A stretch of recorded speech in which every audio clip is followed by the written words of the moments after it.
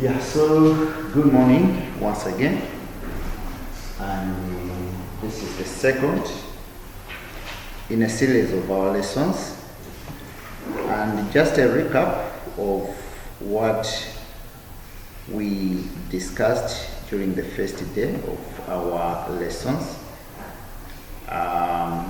You remember that the very first day we are supposed to understand the concept of management in media organizations, and that we did by exploring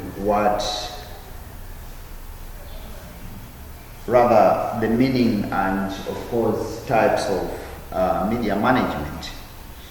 And we also moved on to discuss the functions and characteristics of media management. But for today, I want us to concentrate on the specific purposes when it comes to media management vis-a-vis managerial skills, because this is basically the core where we need to identify which ones would we consider as vital managerial skills if you are to manage a media institution. Similar to the same, we are also going to discuss the qualities, or rather some might call duties, of a media manager, because as I said in the very beginning, in this course we are trying to inculcate in you the skills, the concepts in media management, so that by the end of the day you should be able to manage a basic media institution. So just as a recap, do you remember what we discussed or how we defined management in your own words? How would you explain as the meaning of management? I think it's a system of organizing resources in order to perform a certain task to achieve a particular goal. Okay. Yes, indeed, there are quite a number of definitions of management, as we discussed in the very first meeting. As you have rightly put it, to manage is to forecast and to plan, right? Or to organize, and also it includes to command, to coordinate, and to control, with an aim of achieving a goal. That true reflect what management is all about. But then we also said that the term management may mean a lot of things. Okay? For example, when you talk of management, some will take it as a concept, right?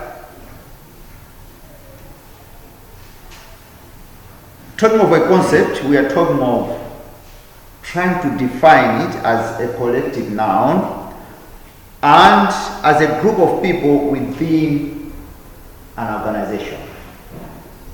You have heard people talking about management to refer to a group of people, mostly senior members of the institution, as management, right?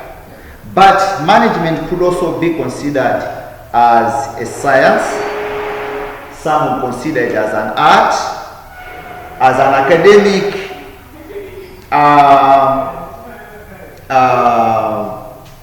subject or discipline, right? A course study, like what we are doing now. We are taking management as a course, isn't it? So management could indeed mean a lot of things. But for the purpose of this course, we are adopting the definition which points management to a concept, because that's what we need to understand. We need to understand management as a concept. What does it entail? What does it mean? What is involved? Right? So, going forward, we also discussed, maybe if we did not, what are the types of management? We didn't do that. Okay. All right.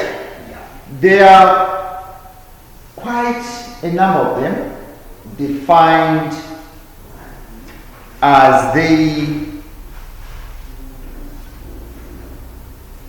are defined along the way. So some would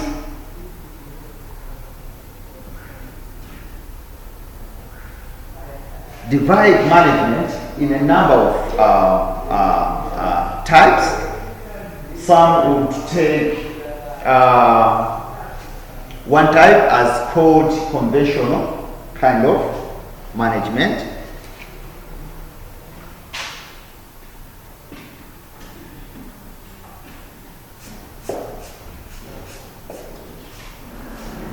Right? What does this kind of management entail? The conventional kind of management. Basically, when you talk of a conventional, you talk of the kind of management which involves trial and error. You know the meaning of trial and error? Okay? Usually subjective.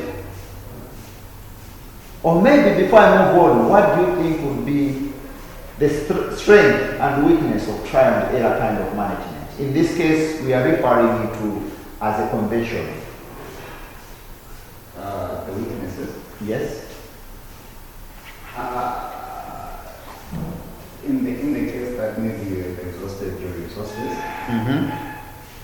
chances of regaining them might not be in your favor, and it is risky, too risky, if I'm not. Okay. Yes.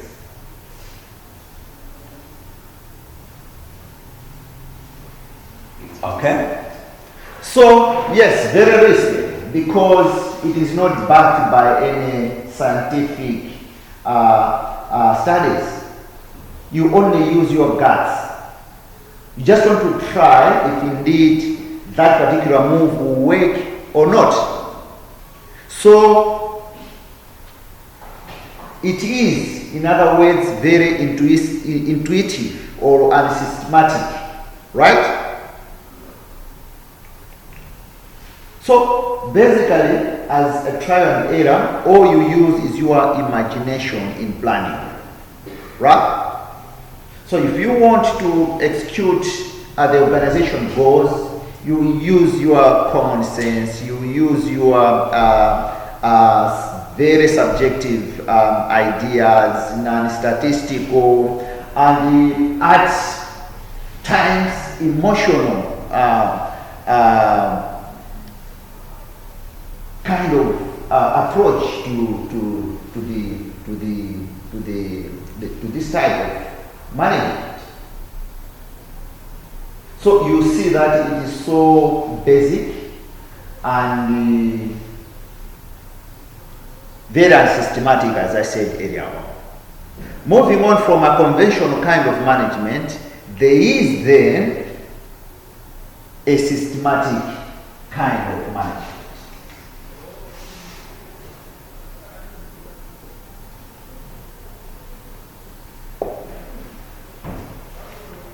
Systematic management, as the word puts it, what do you think would be involved in this kind of management approach? This one, I think you be following a certain principles for you. Yes, because they are already there, isn't it? Yeah. Right? That's why we are saying that this is otherwise called historical or initiative management. What it means is that you do things because it has always been done that way. This is usually common in government setups where it's kind of a system where you know exactly what things ought to be done, and if you come in, you simply follow what has been established as a norm within that institution. Right? So all you are trying to do is you are doing things because that's how it has always been done. That too has the pros and the cons. You may keep thinking along those lines and you may read further on the meaning of that kind of management. Then thirdly, we have the scientific management.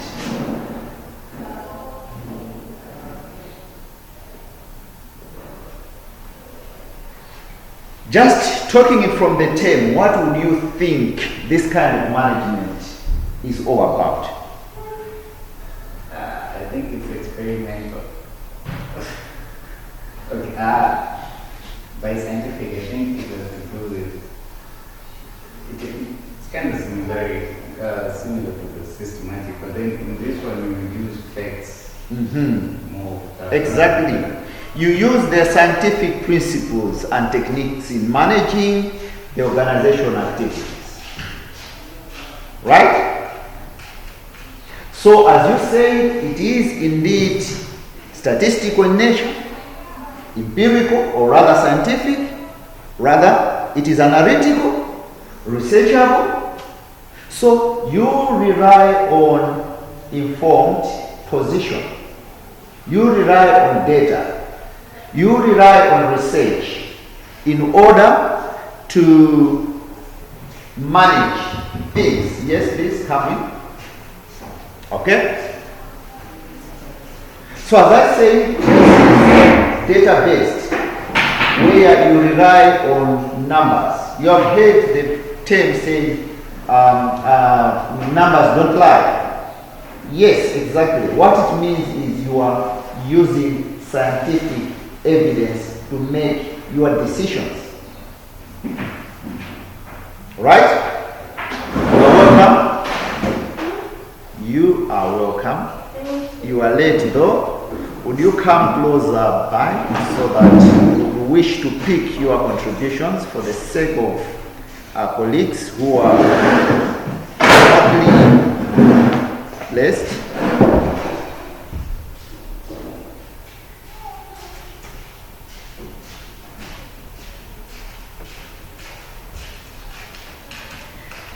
Yeah, so other than that, we also discussed the functions and characteristics of media management that we did thoroughly last week. And for the sake of our colleague who has just come in, can you just remind her what some of the functions of management are as discussed last week? Of course, in the media context. Right. We first stated the functions. So there are about 7 functions of management, if I'm not mistaken. The first one is planning. This involves how you, the things that you're going to be using, how you're going to be using the resources and the likes. And then the second one is organizing, like how you'll be organizing the resources that you have, and you'll be delegating tasks. Yes. And there's also Staffing. yes, staffing, Yes. where you'll be employing people for that. Is that correct? That you'll be employing people, like more internship, production, something like that. All right. There's automation. The deed It's directing. Yeah. On directing now you'll be It has to do with how you do motivating your staff, how you influence people. Then the CO. The CEO. Coordinating. Yes. What does that entail? A kind of. You're welcome. On coordination, I kind of. You'll be making people like synchronize, working hand in hand. Is that correct? What do you think? Yes, Mariam, you were here last week. When you talk of coordination as a function of management, what do we mean for the sake of our colleague who was not here last week?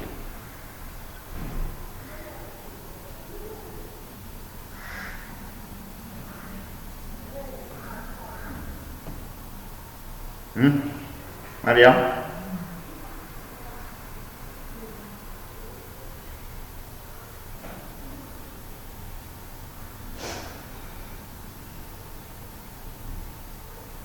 But I still think it's the synchronizing part. Yeah, what about the last one? But then budgeting is to do with how you're going to use or attain certain resources using some financial aid or. The R is reporting, the B is budgeting. Okay? Can you go through this on your own so that you understand them? These are basics in management. These are called functions of management in relation to media, of course, because that's our area of interest. All right? Okay.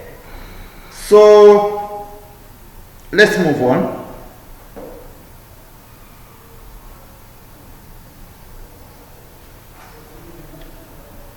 When you talk of media management, remember, all we are trying to do is to ensure that you are skilled in a way that you can manage a media institution. Right? So we are interested in the management part, and we have managed to define what management is, and we went on to come up with the functions of management. But then I want us to move on to what should be called the basic characteristics of media management. When you talk of managing a media institution, right? What is it that you can say that indeed that is media management? Okay? So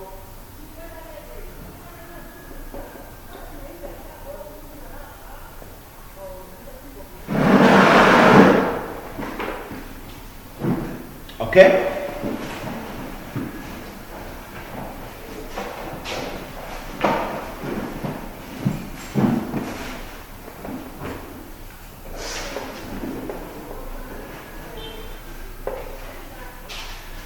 So we are saying that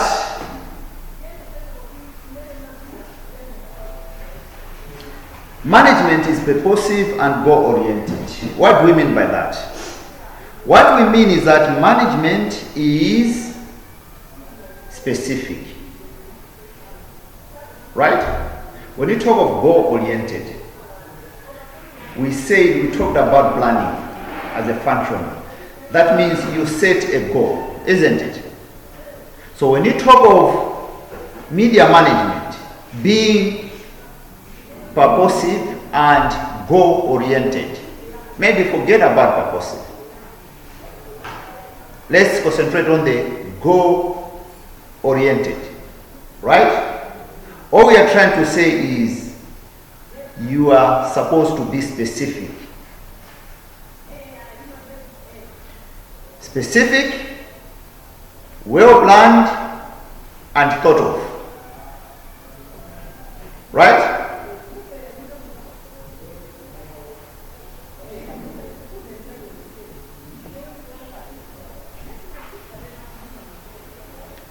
In this case, what we are trying to say is media management, okay, becomes kind of a tool to achieve what you have planned for.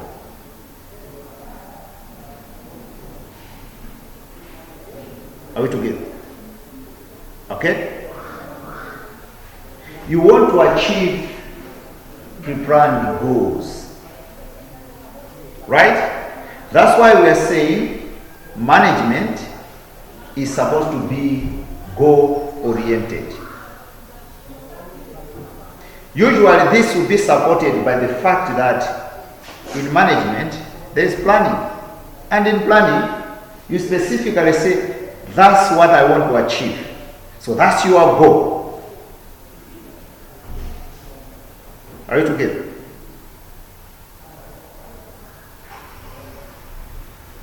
By the end of my 4 years at this university, what's my goal? I want to get my paper. Isn't it? Along the way, there are processes which you are supposed to follow in order to get that paper you are targeting. Right? So that's why earlier on we said that issues of management, they are applicable in almost everything we do in our life. Okay? The time we were leaving your home this morning,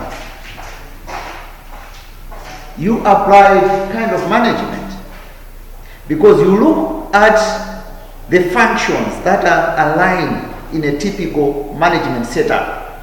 You applied those, didn't you? You had a plan to say, look, when I'm going to school tomorrow, I'll have my breakfast at such a time, I'll have to bath, I'll have to go to a bus station by this time, I have to be in class by this time. When I'm in class, these are the things I'm going to do. Or whatever you are doing, you have a goal to achieve. And that's why we are saying that management is supposed to be purposive or goal-oriented. Whatever you are doing, you want to achieve a particular goal.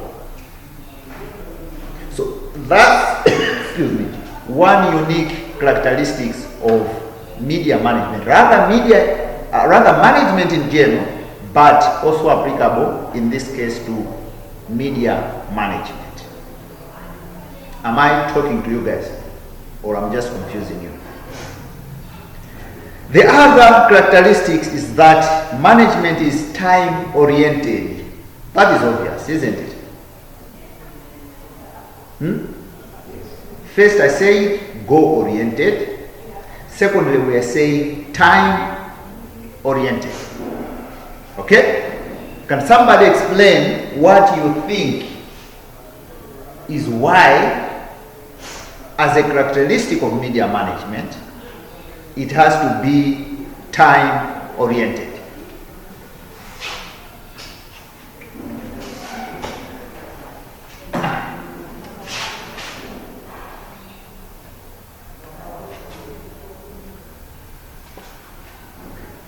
Yes, please. I think by being time oriented, it deals with, like, within a specific space, you have to complete a certain task. So, in this setting of the media station, to say, be it broadcasting, radio, or television, you have a certain goal that you want to achieve before this particular Yes. time. In media circles, we have deadlines, don't we? And that is a serious issue in the media industry. But rather than that, management, ever heard somebody saying time is money? Huh? That's exactly what we mean. So when you talk of management being time-oriented, you are talking of putting your goals or your targets within a set timeline. My earlier example about her coming this morning to school, I also put time, didn't I? So you set your alarm to wake you up at 5 a.m. So along the way, whatever action you are going to take should have a timeline attached. Okay? So what we are trying to do is, if you are to attain your set objectives, right? It has to be done within a stipulated time. Right? So you need to have a time frame for your activities. Without attaching time, then issues of management will be defeated. Okay?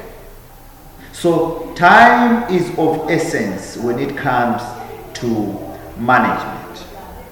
But as another characteristic, we are also saying that management is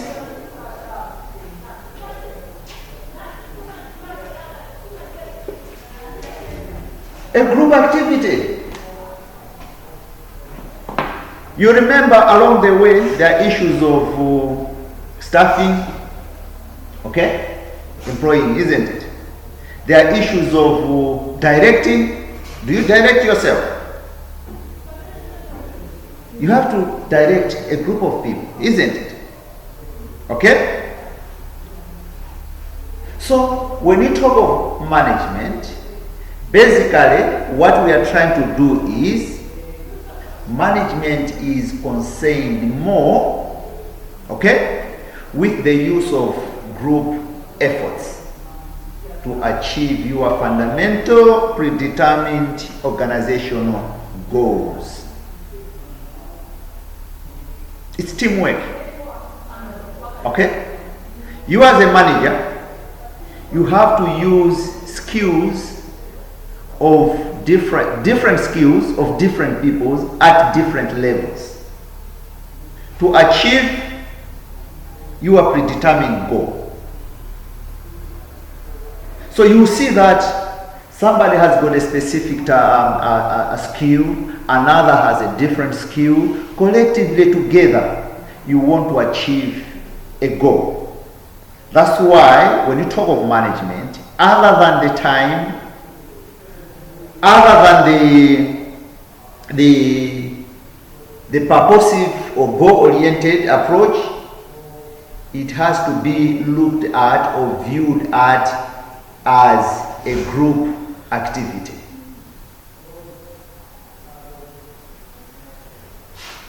Am I talking to myself? Any question?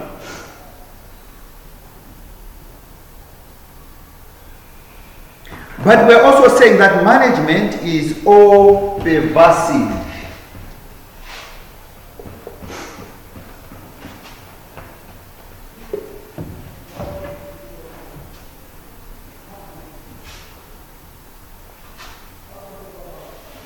What do we mean? All we are trying to say is that management is required in all types of organizations, whether political, social, cultural, or business. You name it. Okay? The reason is that it helps in directing various efforts towards a defined purpose. Are you here? Whose phone is that?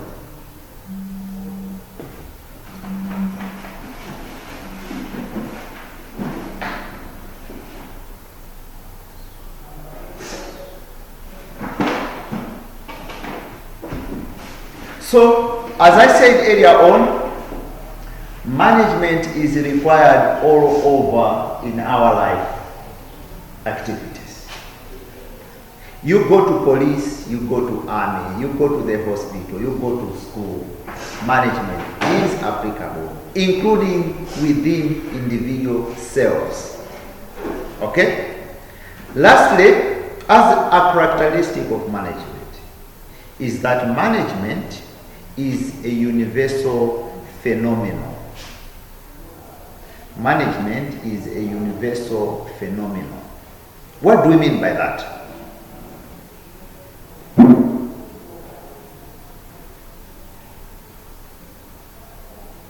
This is kind of similar to what I said earlier on. Only that here we are looking at management as a very wide, popular, regularly used term, okay? And it is used all over the world, regardless of the ideology, regardless of the culture, race, religion, you name it. Management is involved all over.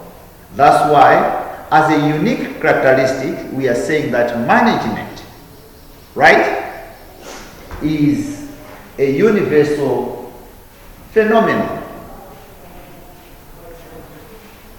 Okay?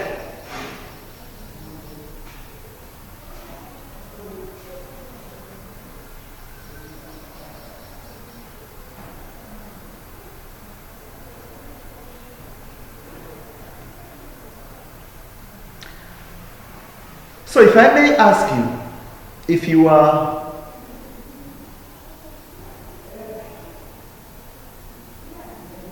to tell somebody, a layman, somebody who has not attended a management class,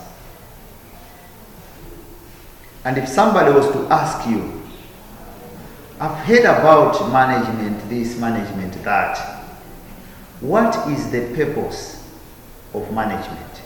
I want you to answer me in relation to media. So to rephrase my question, what do you think is the purpose of media management? Think along the supposition that the purpose of media management would entail display of one's managerial skills. Right? So think along media management vis-a-vis managerial skills. Okay? Anyone?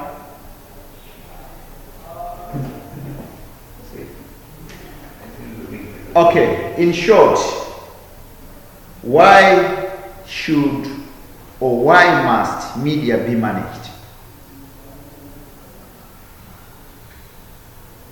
Or what skills are required in the management of the media organization?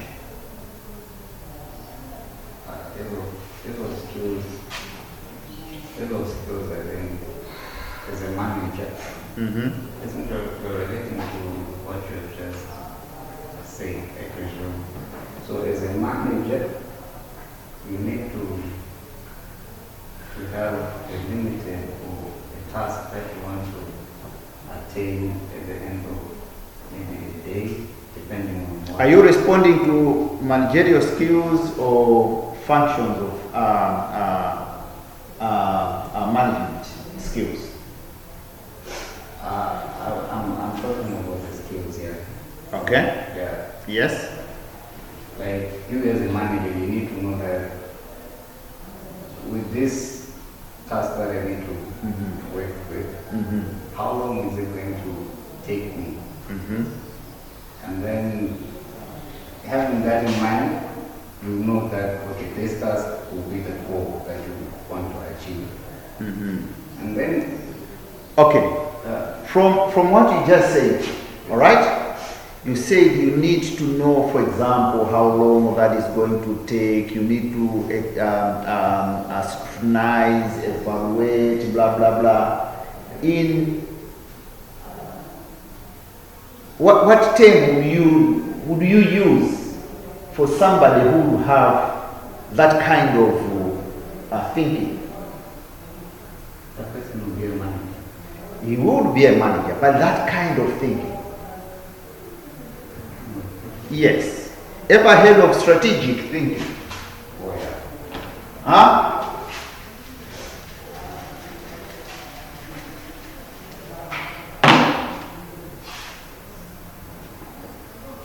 Ever heard of strategic thinking? Yes. Ladies?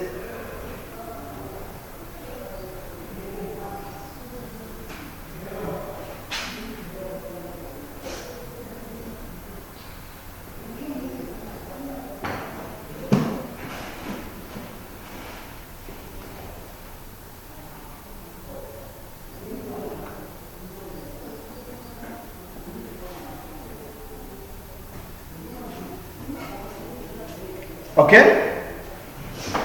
So basically, when you talk of strategic thinking, okay, it's the ability, right, to scrutinize and evaluate a situation. Okay? In your day-to-day lives, you have to make a decision. You have to make decisions, whether good or bad. But what would influence you to make that particular decision is whether it is going to be good or bad for you or for your institution, is what is called strategic thinking. Okay? Where we are talking at a special skill in you as a manager or in you as an individual to first of all scrutinize. Okay? Scrutinizing meaning to assess or to evaluate a situation. There are situations where somebody will simply come to you and say, look, do you know that your friend Mariam was actually backbiting you? And you don't take time to think, you don't take time to evaluate, to ask yourself questions, to challenge yourselves and say, look, why should she say that against me? Have I wronged her before?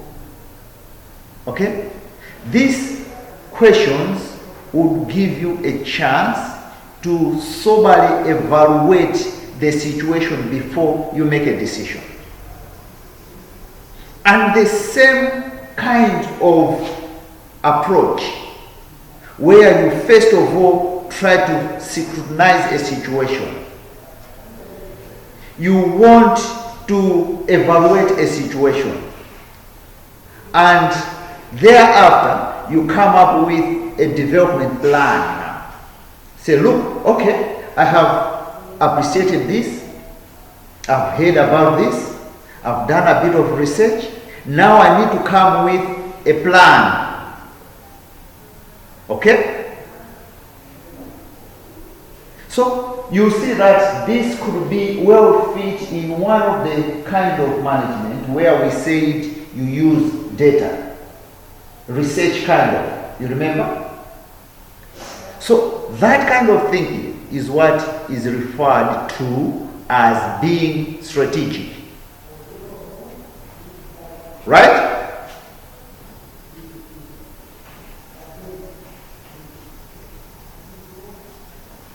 So all you're trying to do is you make a plan based on thorough scrutiny, thorough evaluation for the betterment of your institution or for the betterment of yourself as an individual for now and of course in future. That is strategic thinking, and strategic thinking is one of those very important management or managerial skills.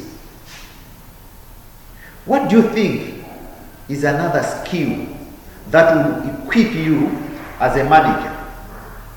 Before you come in, maybe let me just review the second one, which is very common, and you as communicators must be conversant with it. Guess? Effective communication skills.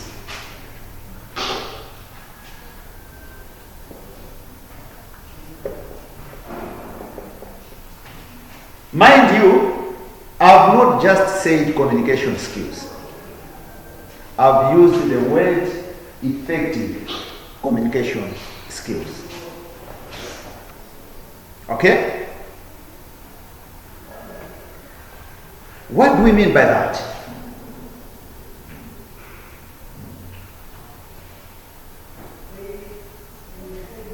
This skill enables you as a manager, you as a leader, to efficiently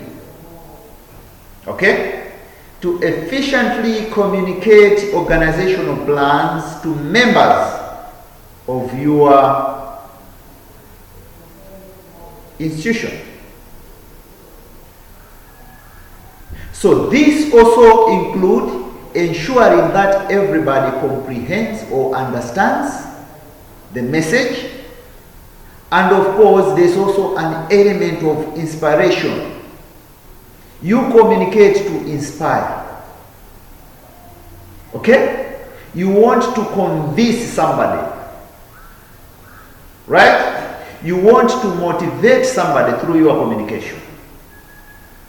Okay? All you are trying to do as a manager is to ensure that your subordinates, the people you are managing, okay, they perform beyond their normal performance. That's your role. Because by the end of it all, you want to achieve a particular goal. So effective communication, it becomes effective because by the end of the day, it's not just for them to comprehend, for them to understand, but you want to go a step further by making sure that as you are communicating to them, they are also inspired and motivated to greater individual performances. Yes. I have a question on that. Yes, please.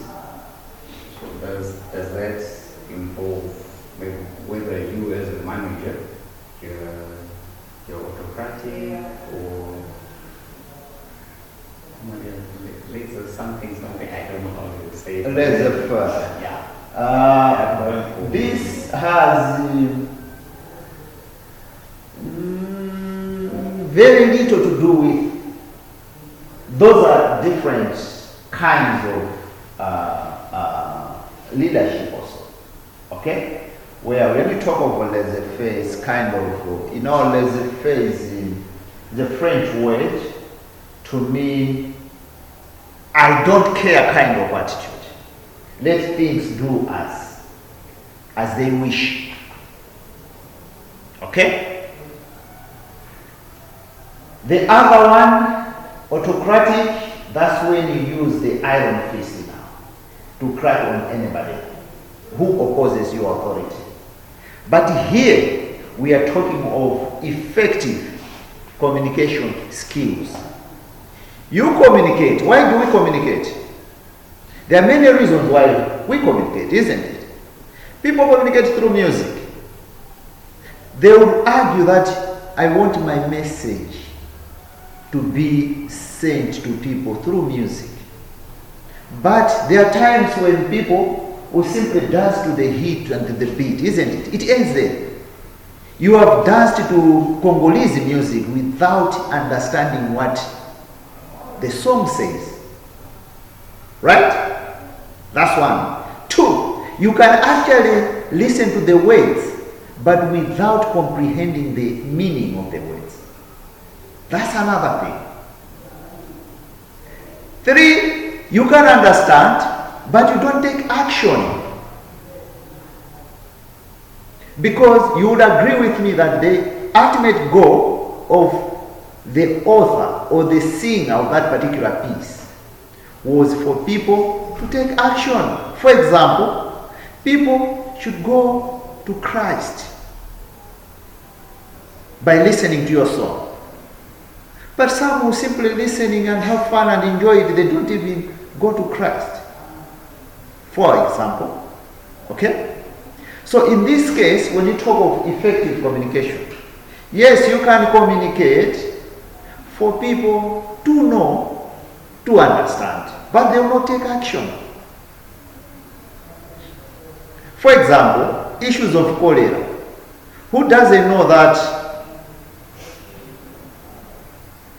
we need to be hygienic to avoid cholera? We all know that, isn't it? And being hygienic, we are supposed to bath, to wash our hands, not to wash food, not to litter anyhow, isn't it? We all know these things, but aren't we doing the very same things? We are. So all I'm saying is, when you talk of effective communication, it doesn't have to end at making people to comprehend or to understand. Rather, other than understanding, they have to go a step further to take action. And how do you achieve that? Within communicating, you need to inspire, you need to motivate them. And that's what a good manager or a good leader is supposed to do. Understood? Have I responded to your concern? Yes. Okay.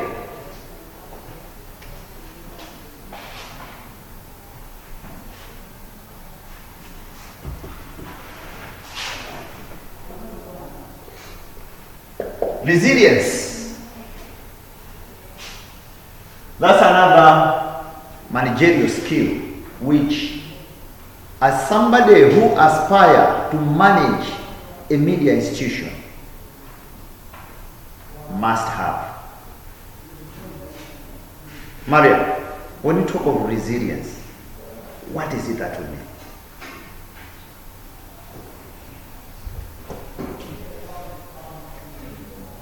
Dada? No idea. Okay. McLeod, resilience. I think you have to be strong. You have to be strong. You grow thick skin. Okay?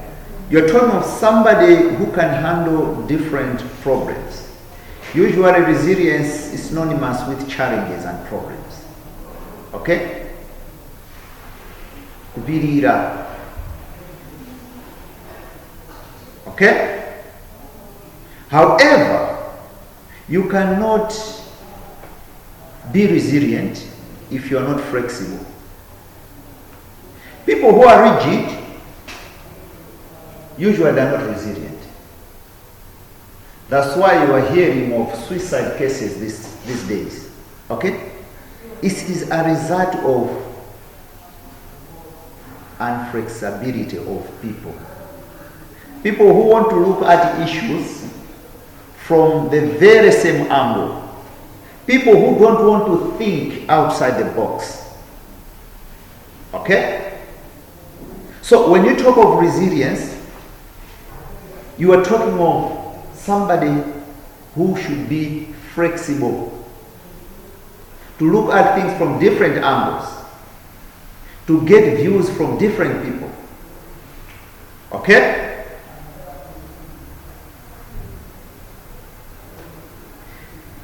So if you are resilient, okay, you have the ability to handle different problems. You need to know the kind of solutions that must be provided to different situations. Because by the end of the day, all you are trying to do is not to be diverted to your targeted goal.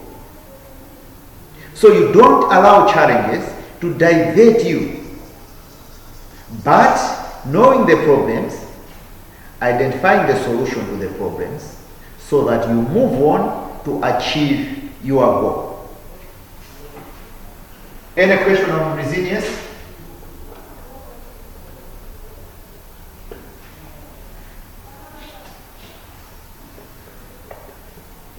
This was one of the major functions and the very first of management, you remember? But here it is coming again as one of the important skills in management. If you are not a good planner, I don't think anybody would be bold enough to call you a good manager. Because planning good management starts with good planning. Okay?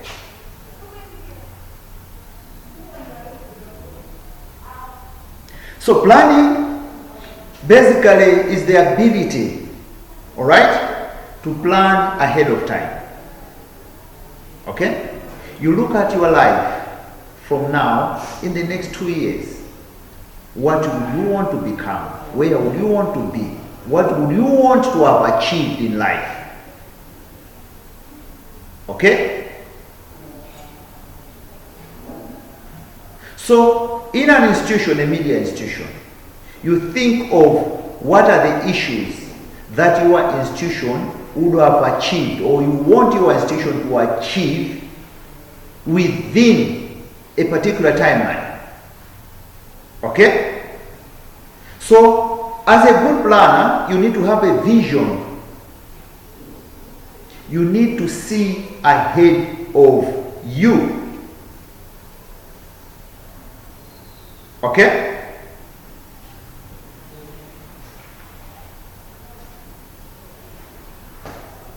How are you going to work with A and B?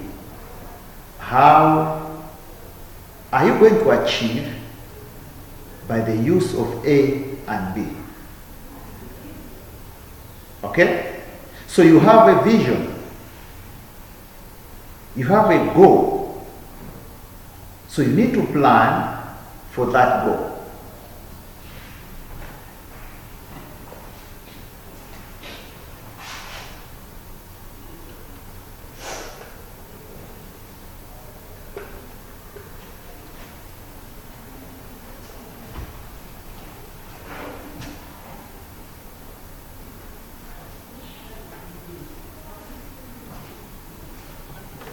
Okay, if you are to become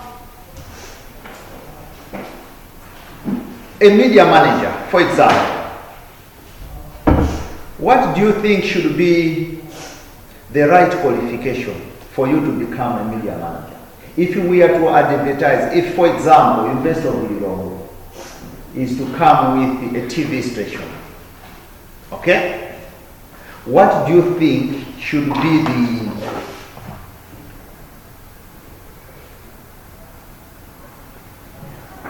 What do you think should be the right qualification for somebody to manage that media house? Knowledge on how to operate those technical gadgets. Give me the name of a degree or diploma that must be required to manage. Is it Bachelor of Science in Agriculture Engineering? No? Why? Why not? Because that kind of engineering is in some technical gadgets. Yes, that has nothing to do with media. Has it? Or maybe do you need somebody with the LLM surgery?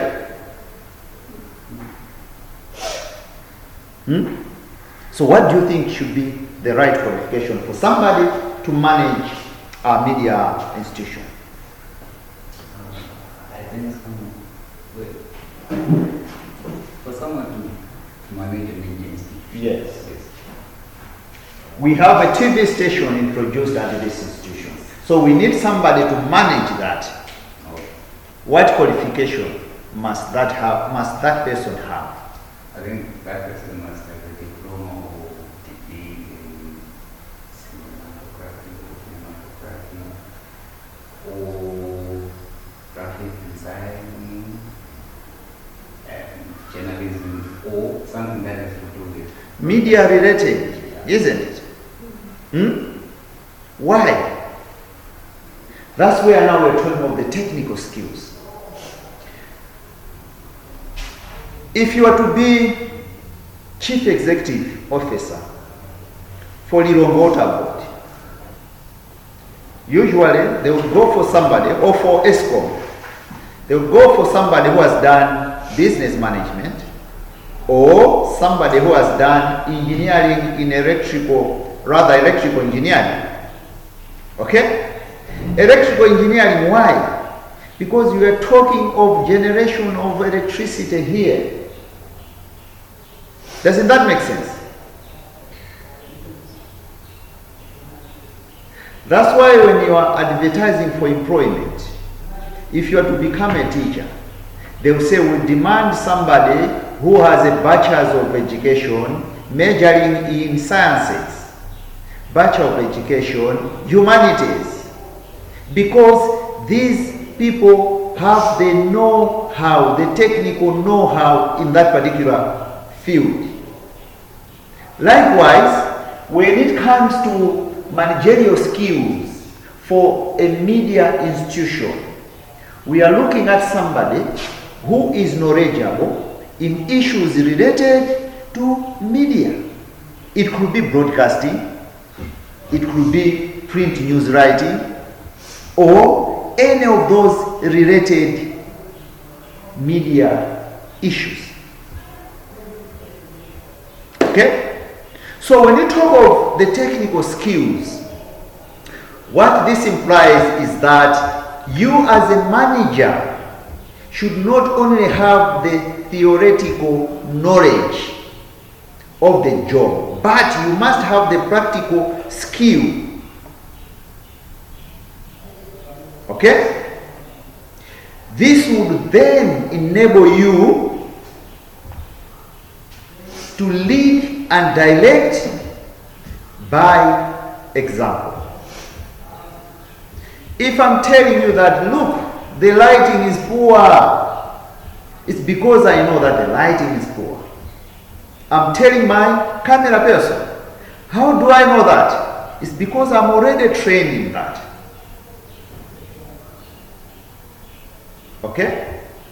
So what all I'm saying is, as a management skill, you need to be technically competent in the field you are trying to manage.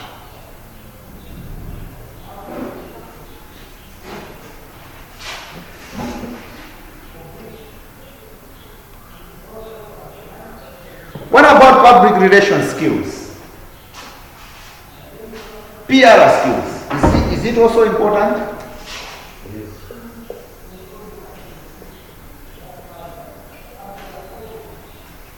Why?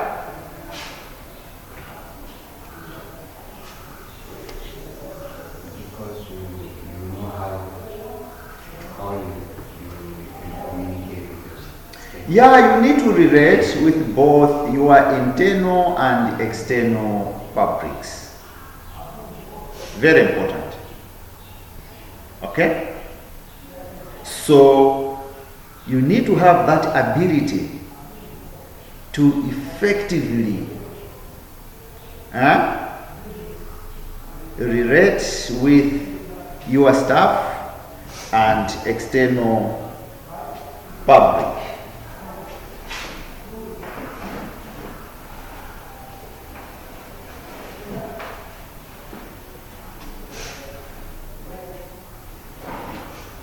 Why do we need administrative skill? Is it any important? Is it necessary to have the administrative knowledge? Maria?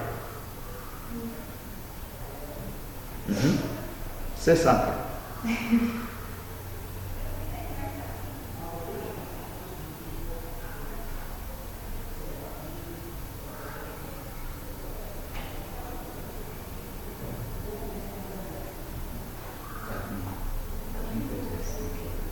Why? Because without that skill, we won't be able to coordinate and to manage and check our progress is going. Well, yes. Perhaps when you talk of management, more emphasis is on the way you can relate and interact and manage the human resource, isn't it? Yes, that is very important, but we should also look we should also look at the same from the perspective of material resources. All right? So you could be good at managing your subordinates, your fellow managers, but for them to achieve. That's why on the function, you remember there was a component of budgeting, you remember? And in budgeting, usually you play around with figures. Okay? As a manager, you don't only manage the people. You are in charge of everything, including the equipment. Right? The building. Okay? That's why the administrative component is coming in now. Okay?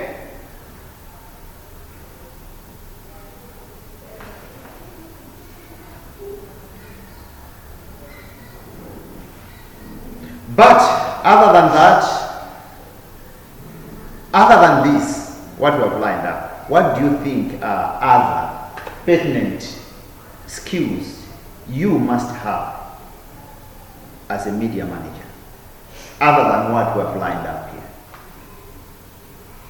Before I close, I just want one from each one of you. Yes, starting with you. Time management.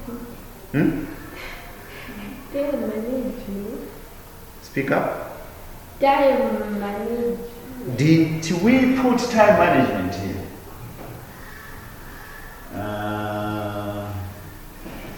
Oh, it's not here. Yes? Time management, very important. Yes, Mariam? You should add it. Yes.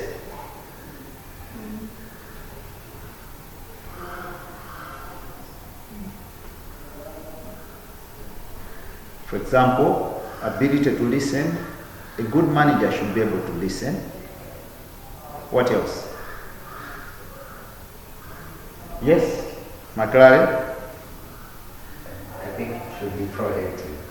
Yes, being proactive. Okay? Ability to learn. Good manager is not supposed to be a know-it-all kind of person. Okay? You must be willing to learn from others. Okay?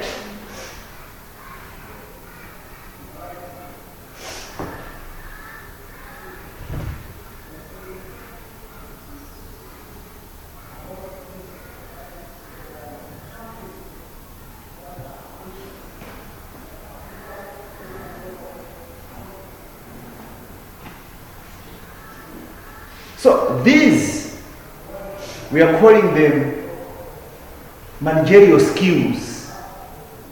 The skills which you must acquire and master, okay, to be effective. But there are also some specific qualities of a media manager. Okay? And when we talk of qualities, we are talking of the requisite traits or characteristics, okay, that a media organization manager ought to possess in order to effectively and efficiently run that institution. Okay?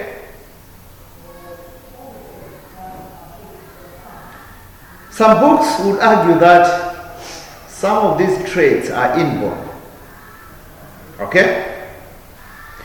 But others would say that no, you can learn and develop or even acquire through association or otherwise. Okay? For example, being creative or creativity. You agree with me that in our field, okay, at least for me, I've seen my fellow journalists who I rate highly as being creative. And I can actually tell that this creativity is actually inborn. Okay? But some can still learn or acquire from others. You could be inspired by somebody and learn. Okay? So, we are saying that a good media manager should be creative. What do we mean by being creative? We are talking of somebody who is imaginative. Remember, the field of communication, media, it's an art, isn't it? Or is it a science? Huh? This is Bachelor of Arts, isn't it? In journalism. So we expect you guys to be creative. By being creative, all we are saying is you need to be innovative. Okay? You need to be inventive. Okay? You need to be productive, imaginative, but maintain your originality. You need to be identified as you. You need to be unique as you. Okay? That's what we mean by creativity.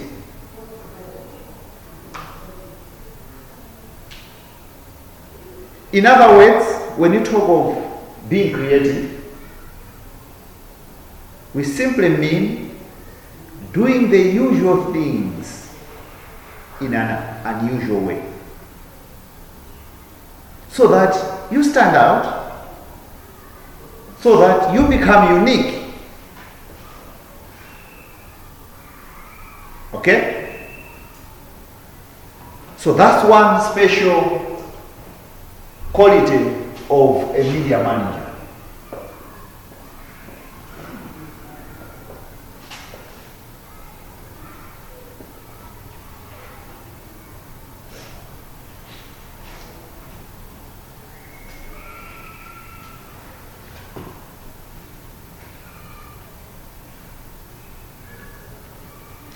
Ever heard of the term versatility?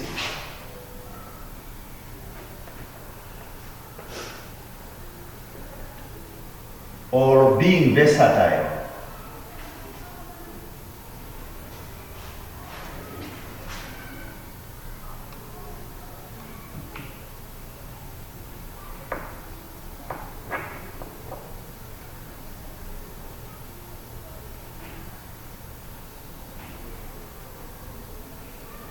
Yeah, anyone? I tried, but I'm not certain. Yeah, please. I think when you say this being versatile, it has to do with like you being flexible somehow, like you can do a couple things or maybe do like having that ability.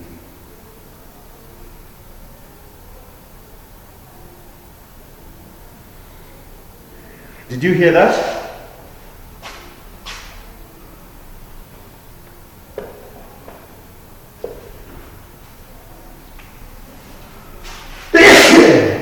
Alhamdulillah. So excuse me on that. I don't know. I'm just feeling some stuffy kind of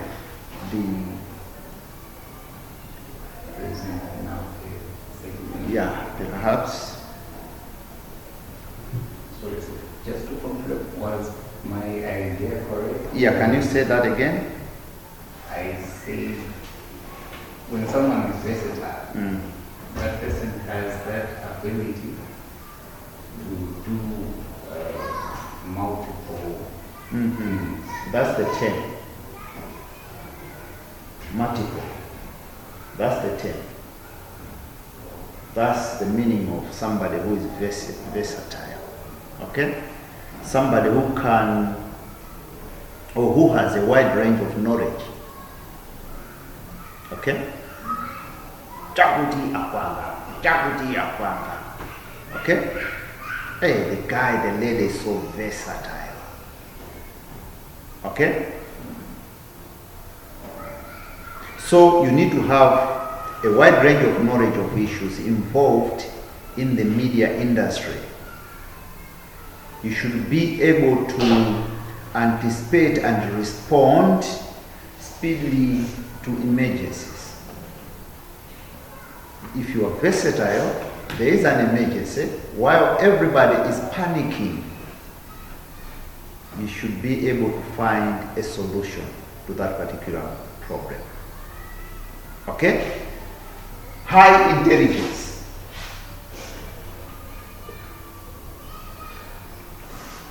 High intelligence.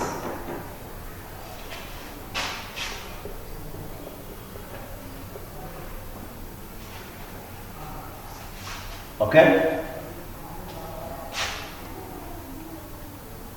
Maria, are you of high intelligence?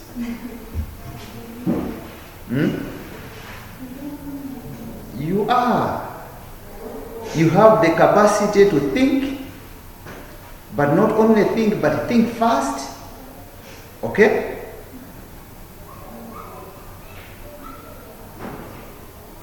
You need to think faster than your subordinates. Okay? However, you should try to avoid to intimidate your subordinates. Okay?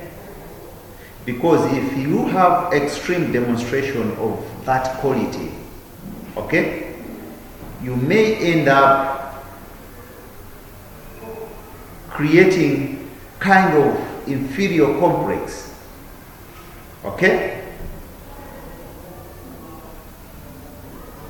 People, your subordinates, would not be willing. They would withdraw into commenting. Alright? So you need to balance properly.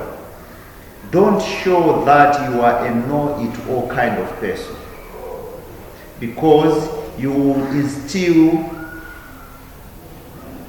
fear. Maybe you remove the confidence in your subordinates. They'll be saying, if you contribute, so you deny yourself an opportunity to learn from them, but also you create that intimidatory atmosphere where now the subordinates will not be willing to come forward and contribute. Okay? Yes? I have a question on the inferiority complexity part. Is it not like, doesn't it come through jealousy? What? Inferiority complexity. Is it not like the result of jealousy? No. Jealousy is when you know you have the facts, but you don't want to share because you feel if you share, somebody will steal the shine, isn't it? So you withdraw your knowledge, you don't want to share because you don't want somebody to perform. You want somebody to fail. So you withhold your knowledge. that usually would be a result of maybe jealousy. If you are my boss, I need to advise you. I have the information, but I'm not coming to you because if I know if I come to you, you are going to use that information. It is you who shall take the credit. Now, because of that, I will withhold my information.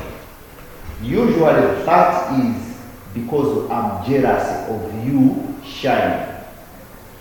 But here you are, as smart as you are, you seem to know almost everything.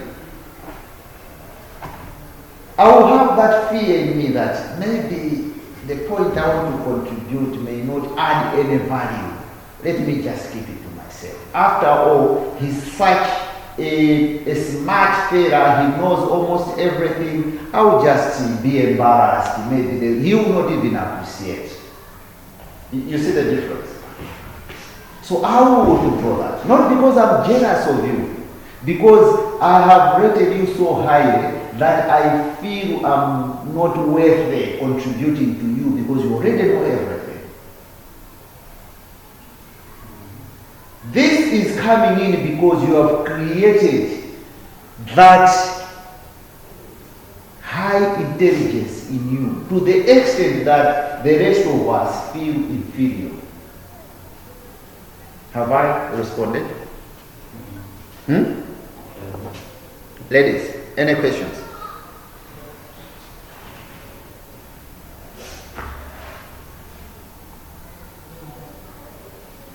What about emotional stability? What do we mean emotional stability? As a quality of a good media manager. Think. We understand the term emotional, the word stability. Yeah. So when we say somebody should have emotional stability, what do we mean?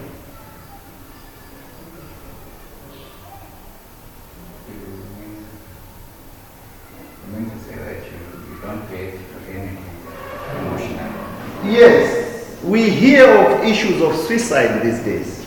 Okay? We hear of the youth.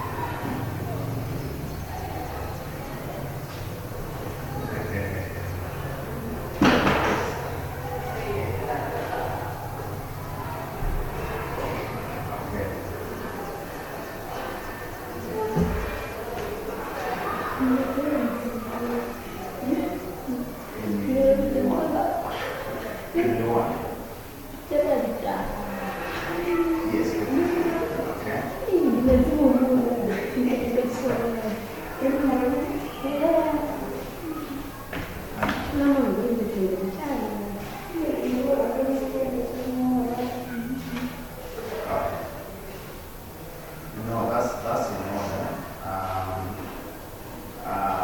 Transport program is lower. Mabasa mafuta, because the best in Mabasa mafuta, NBC can be the rest of the media. I will get my yes, I think that Macau in a minute. Yes. So at what time do we know the rest of the DSC one?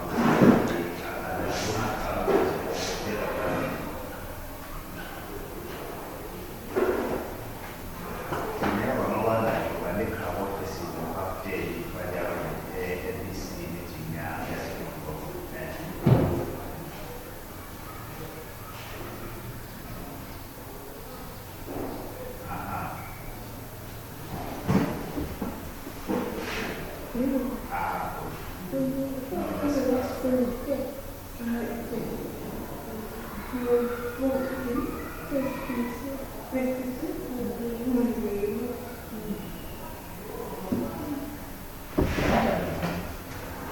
that's wrong. Thank you, sir.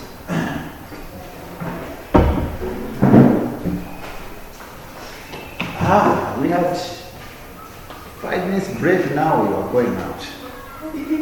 Okay. I was saying that these days we are hearing a lot about suicides, about drugs among the youths. Basically, it's lack of emotional stability. Okay? So when you talk of emotional stability, you are talking of somebody who has the ability to cope with a number of frustrations. The youths are going into drugs because of a number of frustrations. Okay? People are committing suicides because of a number of frustrations, usually psychological. Okay?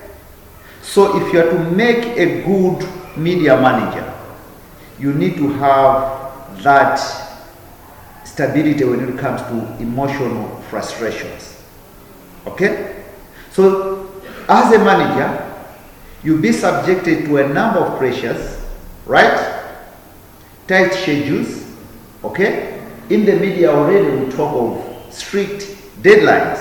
Okay? So deadlines are inevitable in the modern media industry. And if you don't have that emotional stability, then you are going to collapse due to high blood pressure. You are going to commit suicide because you can't cope. That's why we are saying that as another quality of a media manager, you need to have that stability when it comes to handling emotional, physical pressures related to your job. Okay? Issues of maturity. You need to be mature.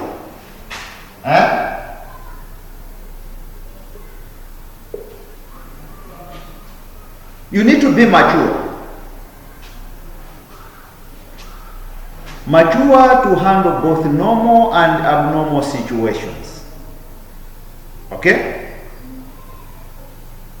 Handling those situations in the most effective manner. That's what is called maturity. You make a decision where everybody will say, wow, I think he thought about this and this is the best in the situation. There was no any better alternative than this. All people will be saying, yes, this was handled in the most mature way. Alright? What about issues of integrity? What do we mean when we talk of integrity?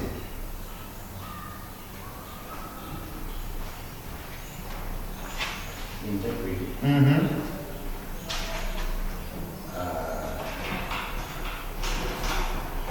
I think it's to do with how, with your efforts, Mm-hmm. you need to be a man who stands with whatever principles that. Yes, somebody who is well principled. When you talk of integrity, this entails somebody who is truthful. Okay? Somebody who is trustworthy. Right?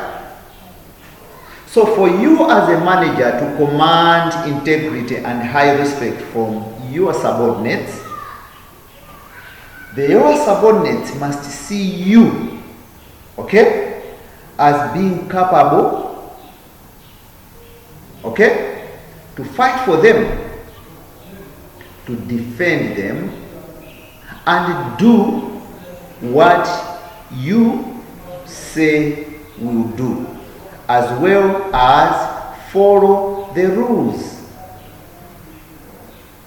Okay? So you do or say what you say you will do, and of course you follow the rules. Okay? So issues of trustworthiness, issues of truthfulness, these are what form part of your integrity. And this is very important. Okay? Usually you'll be challenged on your integrity when you find yourself in a dilemma on issues to do with ethics, ethical dilemmas, where you have to make a decision. And when you talk of integrity, we're talking of doing the right things. Okay? Now the dilemma comes in because it's not always that a right thing will be inscribed in the laws. Okay? You could be doing the right things, but we know that not all legal things are right. Okay? What do we have in mind? Arrest of Martha Jizuma. Now, she has been interdicted. Okay? But some school of thought would be saying, well, yes, she wronged the wrong, she wronged, she's on the wrong side of the law. Okay? But perhaps integrity would say, but then, should I take this particular path?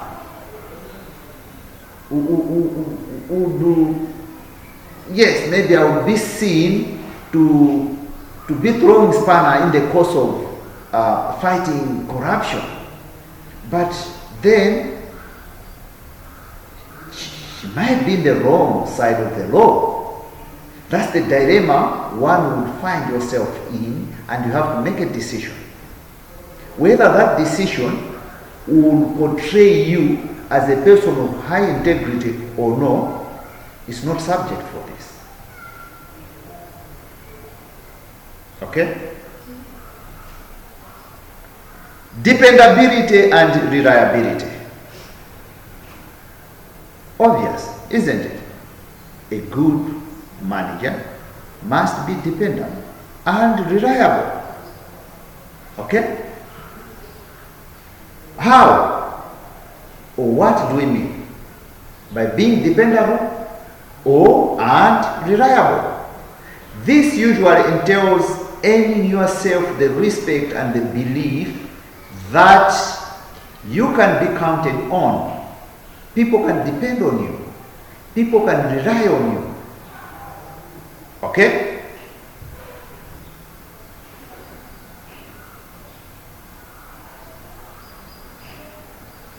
People should have that trust and say, look, when we have our challenges, when we have our problems, we take them to individual A, will be helped. Okay? So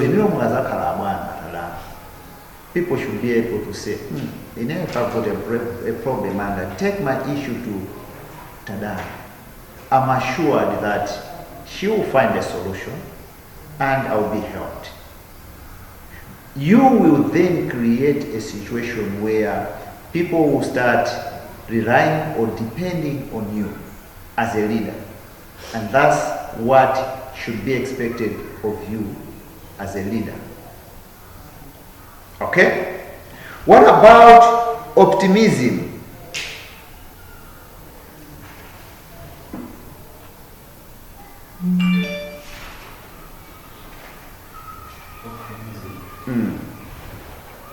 Is a quality. Yes. It's imperative for one to have that quality. Yeah, and why? Because in times of difficulties, you need to stay positive. Exactly. You give hope. Okay? We are passing through difficult times as a country. Economically, emotionally. You have heard the president every now and then trying to give hope to the people of Malawi. Okay? All he's trying to do is to be optimistic. You and I know we are passing through difficult times and we may not even have hope. So it is the duty of the state president to say, look, my fellow Malawians, yes, we may be passing through tough patches in life, socially and economically, but going forward, we have the following plans, and perhaps in the next year or so, we should have done ABCDE.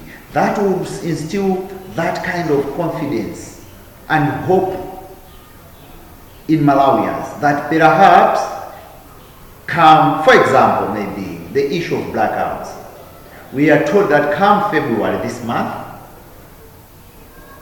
the over 100 megawatts which we lost 2 years ago due to overflooding of the plant should come back now on the grid, and perhaps issues of blackout will be a thing of the past.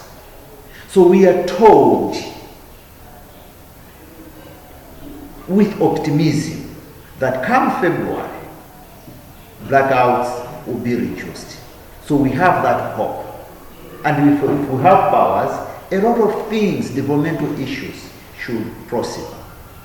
Okay? So basically, a good leader should be optimistic, should have hope and instill hope on his or her subjects going forward when you have challenges. So you need to encourage your subordinates, you need to inspire, you need to motivate your subordinates. Am I making sense, Mariam? Okay? What about the issues of being calm, calmness, and of course confidence? Okay? These two are also very important traits in a leader. All right?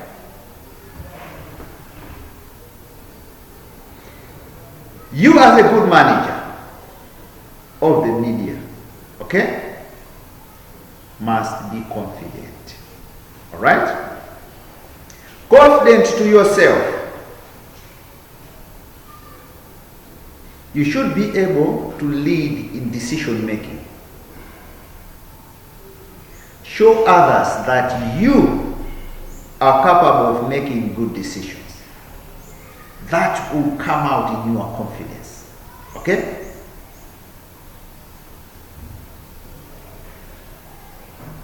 Don't get tensed up easily.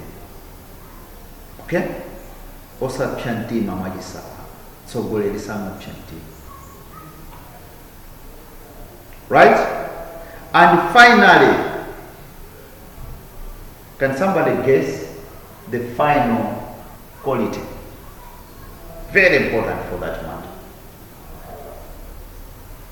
Discipline. All right? Let's say, want discipline, calm and integrity. Like, you can't be someone integrity and not discipline. What do you guys think? Is discipline and integrity one and the same thing?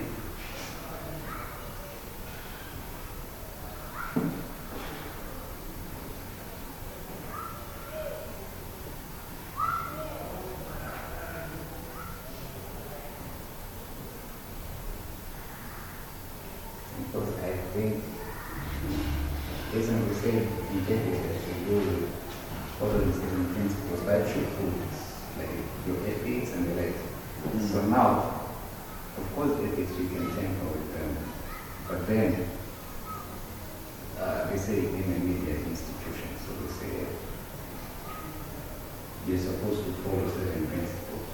Okay, maybe let me put it this way. When you talk of to integrity, okay, and ethical things, it's a matter of something being good or bad.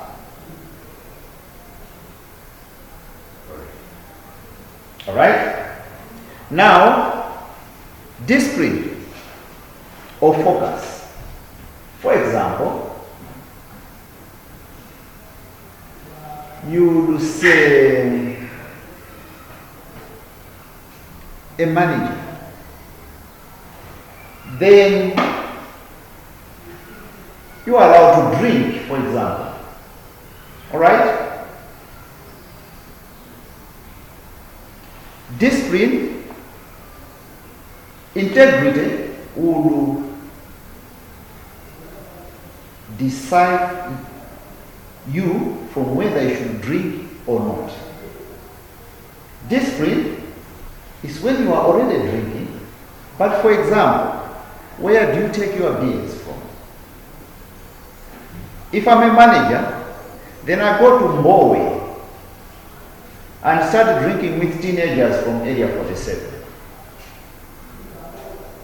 I'm drinking. Anything wrong with that? Huh? But then another manager for a different media house, he's drinking at the golf club with fellow executives.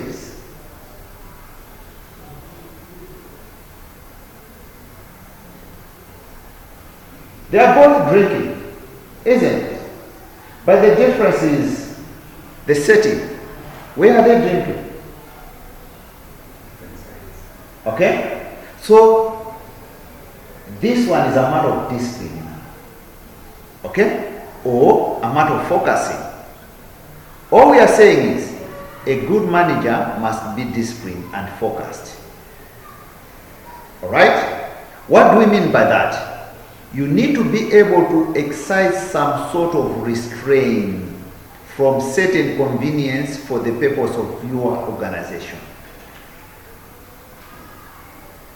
So, if I go to Mbowe, I'm going to buy a beer at 1,000 a bottle. If I go to golf club, I'll buy the same beer at 2,000. Now, because I want to save money, I'll go to Mbowe. But what's the picture I'm giving about myself and my institution? Because people will relate me to my institution.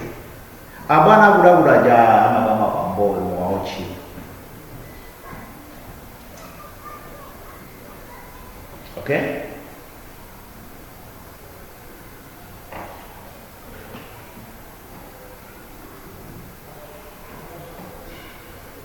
Any more questions?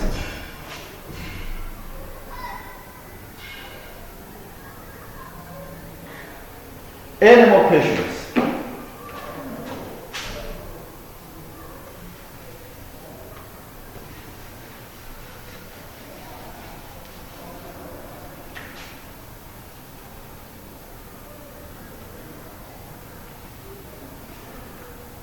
Don't worry, I'll share this if you don't have it. Okay?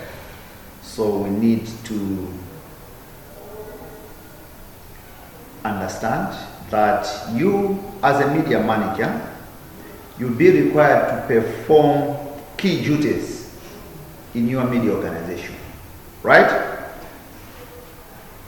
So perhaps what we're going to discuss are some of the duties, okay?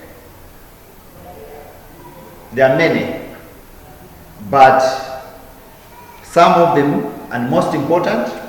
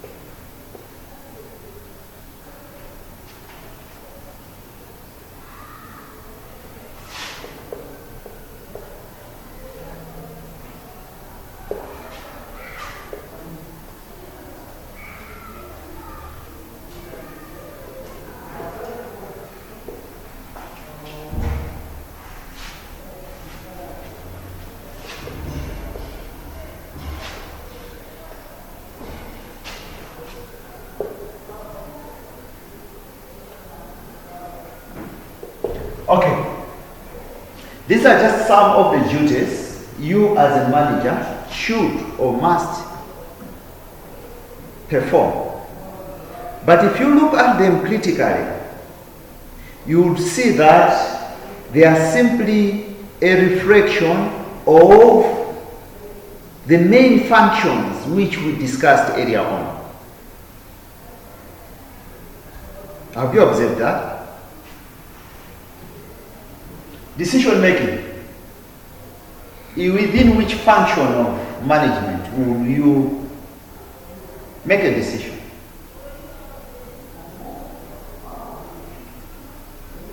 It may be during planning. Okay? So this will be applicable all over. Right? Policy formation. Staffing. This actually is one of the functions, isn't it? You remember?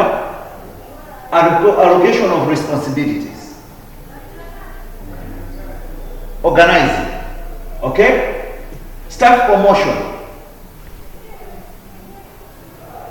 So the only difference is these are now specific duties, and there are many more that you as a media manager have to perform. Right? So when it comes to decision making,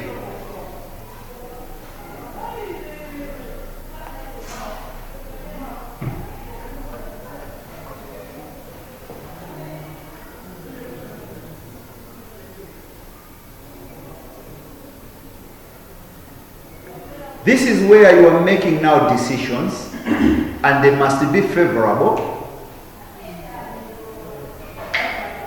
for your institution. Okay?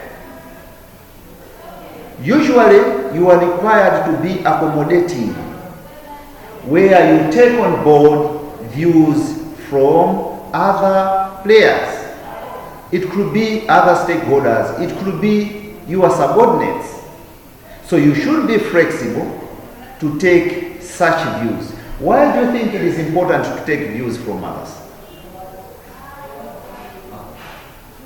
Because let's say if there's an area that is a fault, when you're getting feedback, you get to see what's really the cause of maybe that fault, so you can improve on it.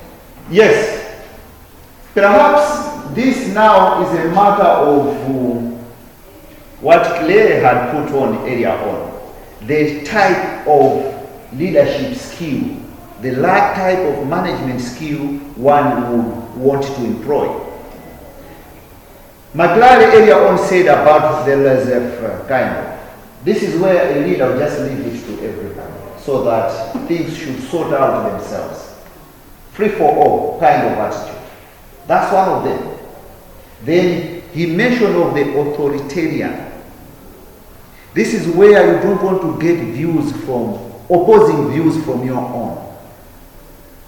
All you think is what you say is the best, and everybody must follow whatever instructions you put religiously. Then there's kind of democratic, where you want to sort views from other players, consolidate them together, and push the agenda forward for collective kind of decision making. Right? So here, they are promoting that kind of decision making, where you need to bring on board views of others, including your subordinates. The importance is you move together. If there's a mistake, people should be able to support you and say, look, that decision was a collective decision. We made that decision out of thorough consultations, and they will not leave everything to you just because things have gone wrong. Even if things go right, everybody is happy because they own the results, they own the decision. Okay? We don't want to create a situation when things have gone good, people are not happy because they know that all the credit goes to you. Or people are happy because things have fallen apart, because people are saying, yes, we told him, but he chose to do it his own way, so let it kimpuligire. Okay? So, despite or having said that, we should always be mindful that by the end of it all, though you are accommodating all those views, you are the responsible person and the decision is for you to make. Okay? Since you are only now, yeah, if I run and do that, there. No. You have to own that decision as a leader. That does not mean you need not include or incorporate views of others, but that is your decision. Okay? Martha Juzuma has been suspended. Have you seen the letter? It's signed by the Secretary of the State, Secretary of the Government. Okay? But, though it has been written by the Chief Secretary, it is the President who has made that decision. Isn't it? That's what I'm saying. That you need to own that. Alright? Another duty of a manager. These are duties that whether you like it or not, you are going to make them as a manager. Okay? So decision making. You cannot run away from making decisions.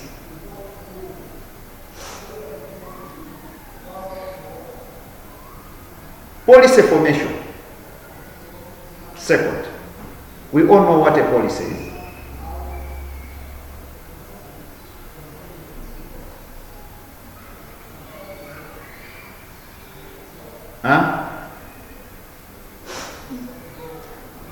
So you as a manager, okay, you need to come up with policies that will govern your institutions. Alright? So your duty as a manager is to decide, to formulate and implement this said policies.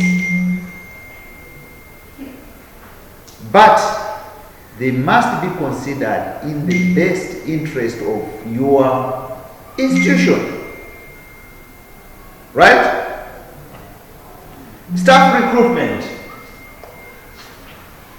or placement. You are a manager. As a manager, you need to place people in vital positions. If you are a manager, you want to fill people in your newsroom. You want to have editors, reporters, copy editors, announcers, directors. It's your duty to fill those positions. What about the supporting areas? If it's a newspaper, you talk of the circulation. What about the accounts? What about administration? So all these areas must be filled, and that's your duty, so that by the end of it all, your goal is effectively accomplished. Right? So, you source for, you recruit, you place workers in your organization to achieve your goal.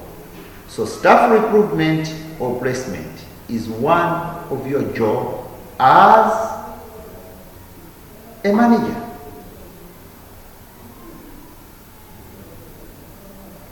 Musamanga ona manager, I'm 47, I just went to these are the duties they make. Decision making, policy formation, right? Staff recruitment and placement. Allocation of responsibility. You now have the staff at your disposal. Okay?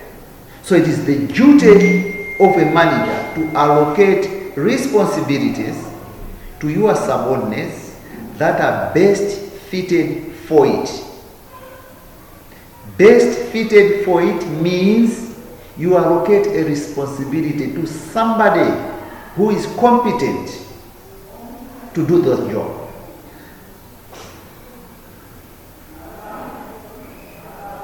Staff promotion and motivation.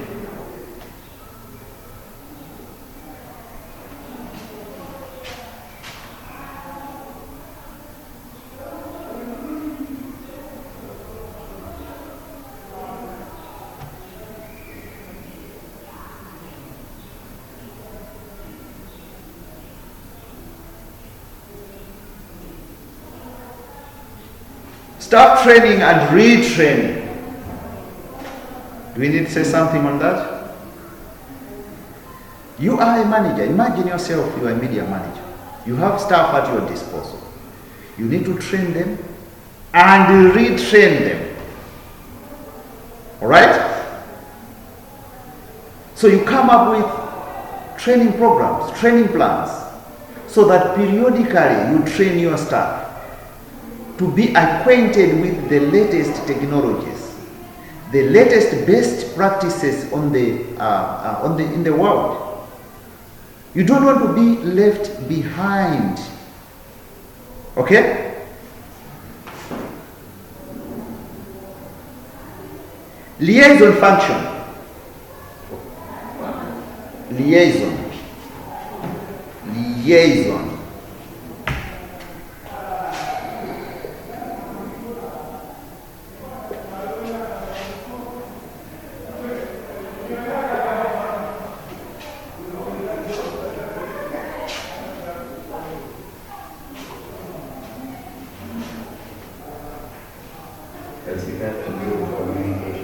Yes, something like that. Kind of mediating, right? So this is a function of mediating between top and lower management staff. There are some institutions that have a liaison officer in place. Okay? So this is also your duty, is to ensure that there are those proper linkages. Okay? So you mediate between the top and lower management. Right? Leadership function.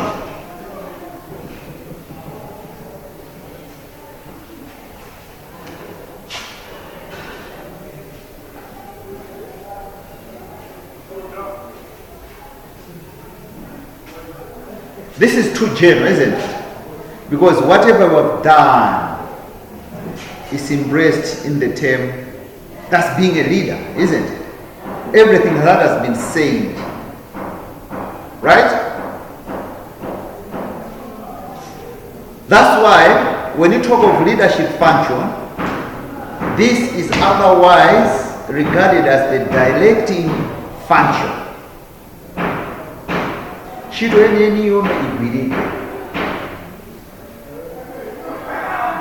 Okay? So this has to do with issuing others, your subordinates, on what, when, and how something must be done to achieve the laid down organization goals. Okay? Leadership function. This is when now you direct. You become now the director. Somebody who says, who talk, who tell your subordinates as to what you want to happen. Okay? When do you want that particular thing to happen? You remember earlier on, we talked on issues to do with the time. You remember? You cannot run away from these things when it comes to management. You all just have to attach everything on time. So when you are giving or when you are issuing instructions to your subordinates, you say exactly what you want that person to do within a specific timeline. So you tell them, I need that report by such a time. You can go on to explain how you want that report to be presented to you.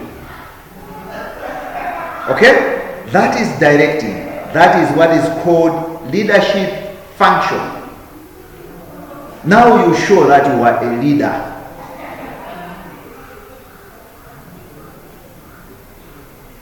Are we together? But also, another duty of a media manager is that of a manager. Your duty as a manager is to manage. So you become a manager. Now, as a manager, we know exactly your functions. You remember? Management functions. So as a manager, as a duty, what are you supposed to do? You plan. What else? Organize, coordinate. These are some of the duties of you as a manager. You look lost. Are you together? Is this confusing?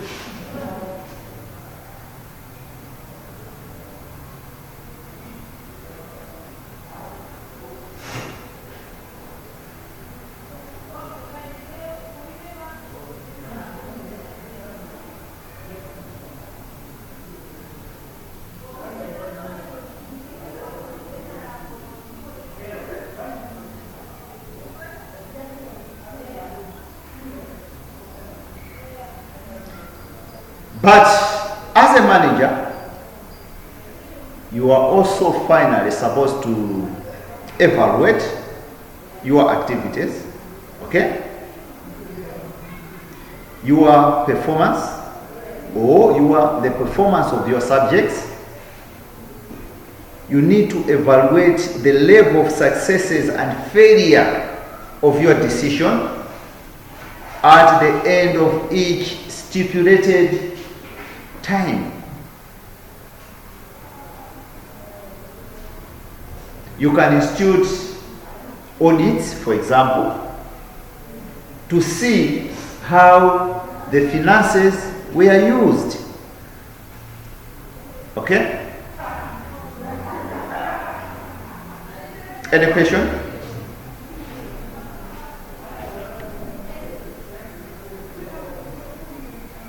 Any question?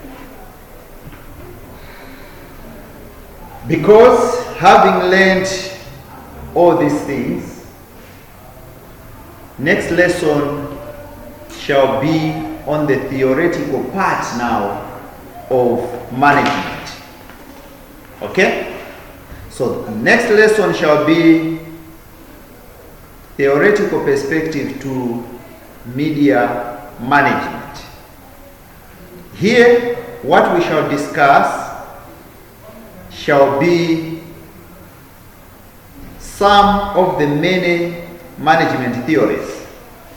But first, we'll have to understand the meaning of, maybe the meaning and relevance in media organization management.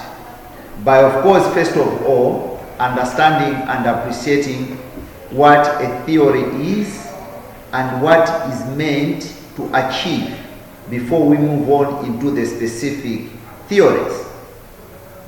Some shall be called the classical management theories. So we shall look into what are these classical management theories. There are a number of them, but why are they called classical? Okay? We are also going to learn behavioral and human relation theories. These are also important because we cannot talk of management without appreciating the behavior of a human being when it comes to managing them for effective accomplishment of goals. Okay?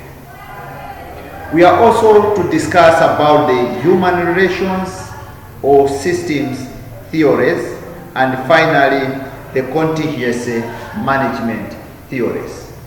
It is important to know and understand theories, okay? Because theories are what will guide you as to what we are now or what was happening, so that we determine what should be the trend in future. Okay? So theories will help you to forecast.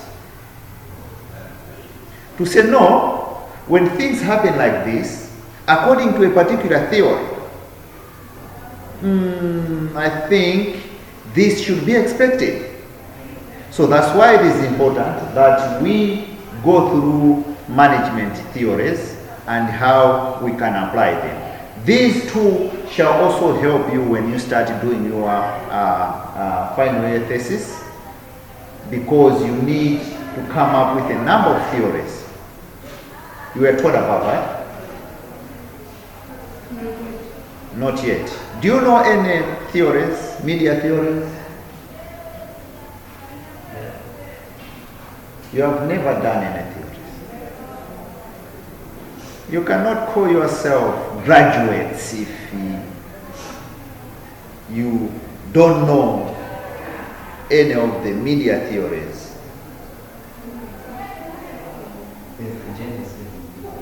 Agenda setting is one of the most popular. Do you understand it? Anyone who understands agenda setting? But I think I will. Yes? It's just,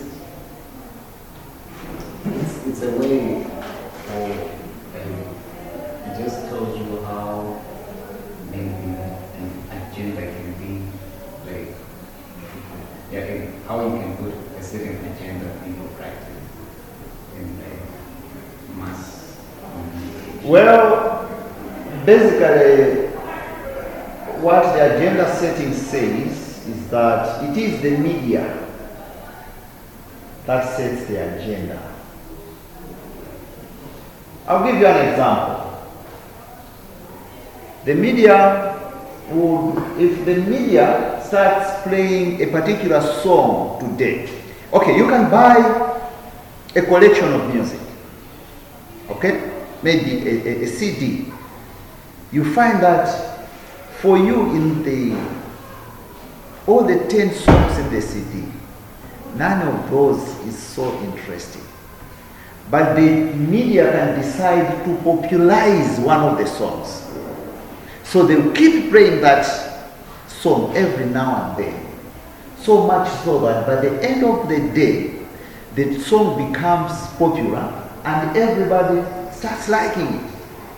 What that means is, it is the media that has set the agenda. So everybody starts liking the song. Not because the song we like it earlier, but because the media now has set the agenda by repeatedly playing that song.